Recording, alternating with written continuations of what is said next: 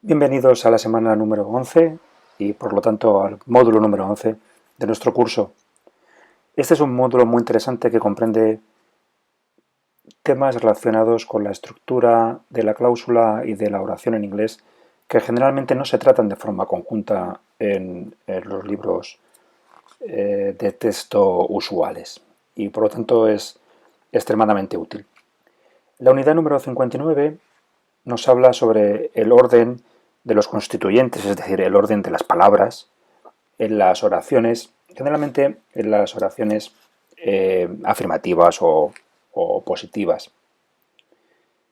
Es interesante que repaséis esto y os recuerdo que el símbolo que utiliza este texto para señalar posibles fuentes de errores es el triangulito con el aviso. Es muy interesante que lo reviséis. También es interesante que estudiéis los diferentes patrones oracionales, porque el inglés en ese sentido es un idioma que tiene una estructura en la cláusula, en la oración, por lo tanto, muy fijada y donde se admite poco cambio.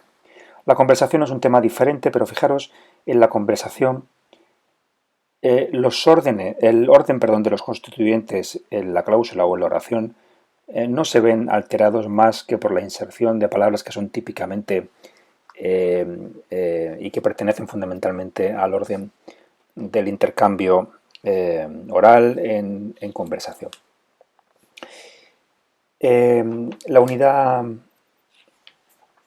60 versa sobre las expresiones que utilizamos o las expresiones impersonales, donde tenemos como sujeto a there y al pronombre it. Es muy interesante también de nuevo, porque en español tenemos otras expresiones impersonales, no exactamente estas, y en general los aprendices españoles de inglés como lengua extranjera utilizan muy poco la expresión con it para expresar un rango de significados tan amplio como lo hace la lengua inglesa. Por lo tanto, os invito a que repaséis especialmente el apartado 3 y el apartado 4. De nuevo, en la página 181 tenéis un par de actividades muy interesantes de comprensión auditiva que os invito a que hagáis.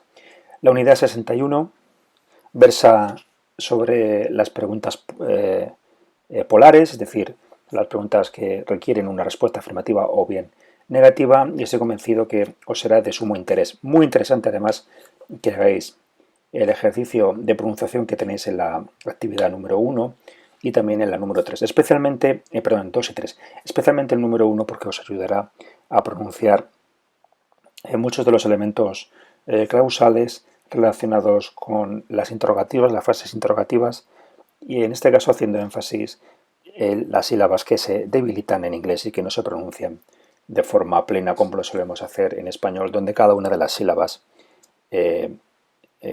aproximadamente requiere o recibe la misma fuerza acentual por parte del hablante. La unidad 62 versa sobre las preguntas que comienzan con una partícula interrogativa, las conocidas como WH words, y de nuevo es muy interesante que repaséis el orden de estos elementos en la oración. Especialmente útil aquellas expresiones que requieren la utilización de una preposición y también la utilización de la partícula whose. De nuevo, como es usual, insisto, en estas unidades tenéis las tablas donde tenéis los resúmenes importantes con la información que debéis estudiar o que debéis retener. Esto es la más importante. Y también enfatizo muchísimo que tenéis una serie de actividades que están vinculadas a la plataforma web y que requieren, en este caso, la utilización de la misma para hacer ejercicios de comprensión auditiva. Muchos de ellos, por otro lado, no son obligatorios, pero eso no significa que no sean ejercicios interesantes para que hagáis. Por último, la unidad 63 es muy interesante porque os introduce a los principales usos de algunas de las WH words más comunes, en este caso how, which, what, who and whose. Y muy interesante es el ejercicio 2 de la página 186 con una comparativa entre usos de which y want. Como todos los módulos, tenéis un módulo de revisión en las páginas 188 y 189, así como un test de salida en la página 190.